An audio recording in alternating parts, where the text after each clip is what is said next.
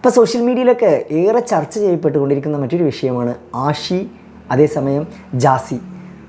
ആഷി എന്ന് പറയുന്നത് ഒരു പുരുഷനാണ്, ജാസി എന്ന് പറയുന്നതും പുരുഷനാണ്, പക്ഷേ സ്ത്രീ ആയി മാറിയിട്ടുള്ള പുരുഷൻ.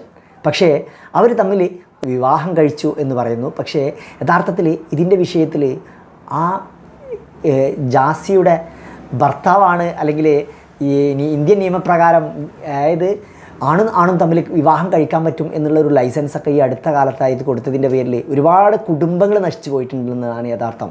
ഈ ജാസിയുടെ ഇണയായിട്ടുള്ള ആഷിയുടെ ഉമ്മ സത്യം പറഞ്ഞാൽ ഒരുപാട് വിഷമത്തിലാണ്. കഴിഞ്ഞ ദിവസം ഞാൻ സോഷ്യൽ മീഡിയയിൽ ഒരു വീഡിയോ കണ്ടിട്ടുണ്ടായിരുന്നു. ആ വീഡിയോയിൽ ആ ഉമ്മ പറയുന്നുണ്ട്, എൻ്റെ മകനെ എന്നെ ആ ഒരു സ്ത്രീ ആയിട്ടുള്ള പുരുഷനെ അല്ലെങ്കിൽ സ്ത്രീയാണ് അവൻ വിവാഹം കഴിച്ചിട്ടുണ്ടായിരുന്നതെങ്കിൽ എൻ്റെ വീട്ടിലേക്ക് തിരിച്ചു വരാമായിരുന്നു, എനിക്ക് ഒരുപാട് സന്തോഷം ഉണ്ടായിരുന്നു. പക്ഷേ യഥാർത്ഥത്തിൽ ഇന്നത്തെ ഈ ഒരു തലമുറ യഥാർത്ഥത്തിൽ ലിബറലിസത്തിൻ്റെ ഒരു ഔട്ട്പുട്ടാണ് എന്ന് തന്നെ വേണമെന്നുണ്ടെങ്കിൽ പറയാം. കാരണം തോന്നുന്ന പോലെ ജീവിക്കാനും തോന്നുന്ന പോലെ കാട്ടിക്കൂട്ടാനും ഉള്ള ഒരു സമൂഹത്തെ വളർത്തിയെടുക്കുക എന്നുള്ളതാണ് അരോചകവാദത്തിൻ്റെ യഥാർത്ഥ ലക്ഷ്യം. അതുതന്നെയാണ് യഥാർത്ഥത്തിൽ ഇവിടെയും സംഭവിച്ചിട്ടുള്ളത് എന്ന് ഏതൊരാൾക്കും ഭക്ഷണം കഴിക്കുന്ന, ചോറ് തിന്നുന്ന ഏതൊരാൾക്കും മനസ്സിലാക്കാൻ കഴിയും. യഥാർത്ഥത്തിൽ എപ്പോഴും ഇത്തരത്തിലുള്ള സാഹചര്യങ്ങൾ, കാരണം നമുക്കറിയാമായിരിക്കും നൂറ അതുപോലെ 2 പെൺകുട്ടികൾ ഇതുപോലെ സ്ത്രീകളായിട്ടുള്ള 2 പേര് മാരേജ് ചെയ്തിട്ടുള്ള ഒരു വിഷയം നിങ്ങൾക്ക് അറിയുന്നതായിരിക്കും. ആദില, നൂറ 2 പേരും.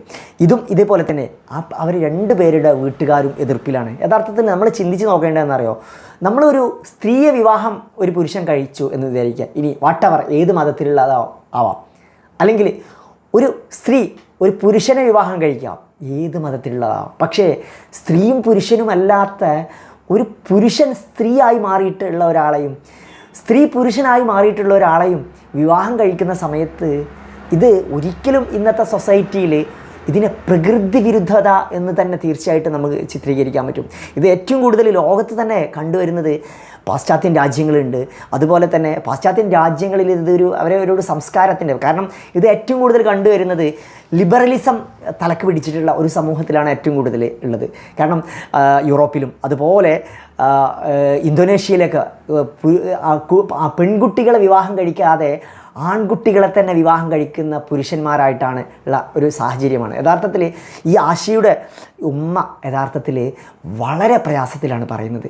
ഈ വിവാഹം കഴിച്ചുകൊണ്ട് ഈ ജാസി എന്ന് പറയുന്നത് സ്ത്രീയായിട്ട് മാറിയ ഒരു പുരുഷനാണ്. കാരണം മുൻപ് മറ്റേതോ ഒരു സ്ത്രീയെ വിവാഹം ചെയ്തിട്ടുണ്ടായിരുന്നു, പക്ഷേ ഇവനിൽ വികാരമില്ല. യഥാർത്ഥത്തിൽ ഇത് ഒരു രൂപം കെട്ടിയിറങ്ങുന്ന ഇന്നത്തെ കാലഘട്ടത്തിലുള്ള ഒരു ഇതാണെന്ന് പറയാം. ട്രാൻസ്ജെൻഡേഴ്സ് എന്നിവരെ പറയാറുണ്ട്. യഥാർത്ഥത്തിൽ ഈ സ്ത്രീ ഇതുപോലെ പുരുഷൻ സ്ത്രീ ആയിട്ടൊക്കെ മാറാറുണ്ട്. പക്ഷേ ഇവരുടെ ജീവിതത്തിൽ യഥാർത്ഥത്തിൽ ഇവരെ സംബന്ധിച്ചിടത്തോളം ഇവരുടെ ജീവിതം എന്ന് പറയുന്നത് ഒരു പുരുഷനായിട്ട് തന്നെ തുടരണം. സ്ത്രീ മാറി പുരുഷനായിട്ട് തുടരണം എന്നുണ്ടെങ്കിൽ അവർക്ക് ജീവിതകാലം മുഴുവനും അതിനുവേണ്ടി ഒരു ടാബ്ലറ്റ് കഴിച്ചുകൊണ്ടിരിക്കണം.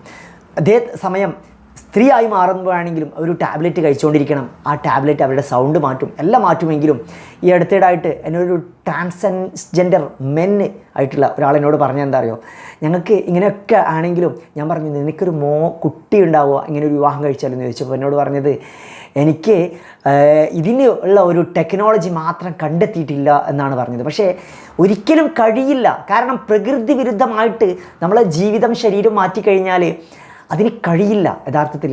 കാരണം ഇവിടെ നമ്മുടെ കുടുംബം, ഏതൊരു മനുഷ്യൻ്റെയും കുടുംബം അല്ലെങ്കിൽ ഉമ്മയും ഉപ്പയും, നമ്മളെ നൊന്ത് പ്രസവിച്ച് വളർത്തിയ ഉമ്മയും ഉപ്പയും അതിൻ്റെ പേരിൽ എത്രമാത്രം വിഷമിക്കുന്നുണ്ടാവും. എൻ്റെ മകന്, കാരണം എൻ്റെ മകന് എനിക്ക് അവനൊരു ഭാര്യ വേണം, അവർക്ക് കുഞ്ഞുങ്ങൾ വേണം, ഇങ്ങനെയൊക്കെ ചിന്തിക്കുന്ന ഒരു ഉമ്മ അല്ലെങ്കിൽ ഉപ്പയുടെ വിഷമം എത്രമാത്രമായിരിക്കും. അത് തന്നെയായിരുന്നു ആഷിയുടെ ഭാഗത്തുനിന്നുണ്ടായത്.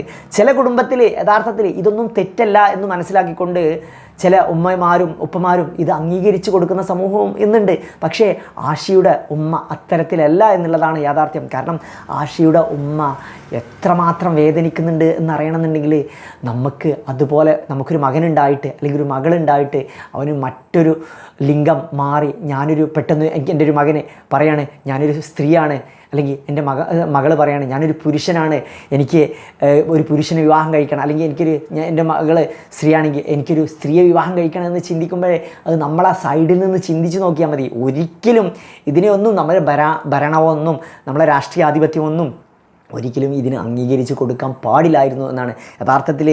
ഇതൊക്കെ നമ്മൾ സമൂഹത്തിലുണ്ടാക്കുന്ന വലിയ പ്രയാസം സിറ്റുവേഷൻസുകളുണ്ട്. ഇന്ന് ഇന്തോനേഷ്യ പോലെയുള്ള രാജ്യങ്ങളിൽ പുരുഷന്മാർക്ക് സ്ത്രീകളെ വേണ്ട, അവർക്ക് ചെറിയ ആൺകുട്ടികളെ മാത്രമാണ് വിവാഹം കഴിച്ചുകൊണ്ടിരിക്കുന്ന ഒരു സമൂഹം വളർന്നു വന്നത്. ഒരു കാലത്ത് ലൂത്ത് എന്ന് പറയുന്ന ഒരു പ്രവാചകനുണ്ടായിരുന്നു.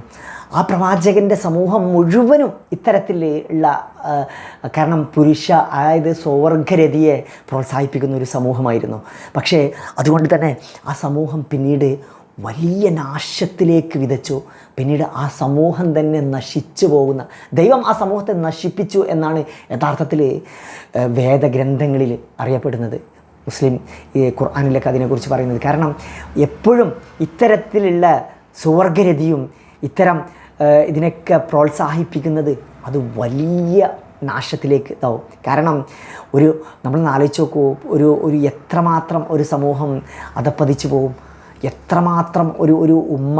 കാരണം ഒരു പുരുഷനാണെങ്കിൽ അവൻ സ്ത്രീയെ വിവാഹം കഴിച്ചു കഴിഞ്ഞാൽ സ്വന്തം ഉമ്മാക്ക് പറയാം എൻ്റെ മകന് ഒരു കുഞ്ഞുണ്ടാവും, അവരിൽ വലിയ ഭാവി കാണുന്നുണ്ടാവും. പക്ഷേ ഇത്തരത്തിൽ സംഭവിക്കുമ്പോൾ എന്ത് ഭാവിയാണ് കാണുന്നത്?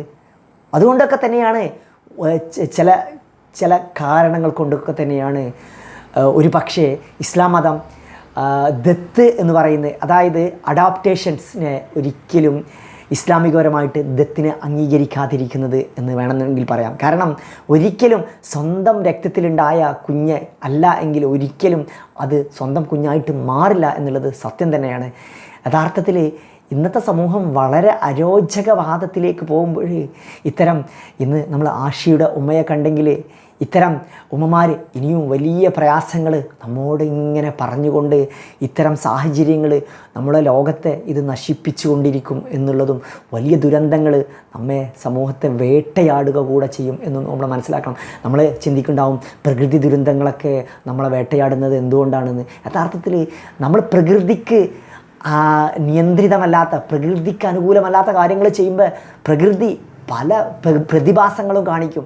അത് നമ്മളെ ഒരുപക്ഷെ വലിയ പ്രതിസന്ധികളായി മാറും, വലിയ നമ്മൾ ചിന്തിക്കാത്ത രൂപത്തിലുള്ള ശിക്ഷകളായി ദൈവത്തിൻ്റെയും ആയി മാറാറുണ്ട് എന്ന് നമ്മൾ സമൂഹം എപ്പോഴും ചിന്തിക്കണം. ഏതായാലും വീഡിയോയെക്കുറിച്ചുള്ള അഭിപ്രായം മറ്റൊരു വീഡിയോസുമായി ഇങ്ങോട്ട് കാണാം.